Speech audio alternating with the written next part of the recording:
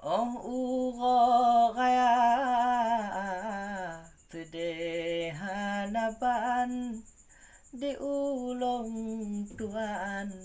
aya along hana ane amit laen melempah tenang tak bajele baran metuka tuka sedangkan di long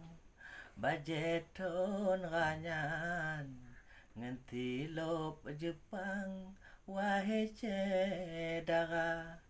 sedangkan di long ngenti lop Jepang bajeton ganyan wahai cedara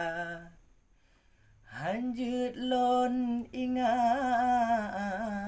hanjut lon bayang urongan malam di lon kuhoi mata ane emit laen di gop gop tenang di ulon tuan duangan pema dana cedara peduli pitan tebab lon tuan kan ueng kaya hana to gate hana to sayang udep melanglang duangan pema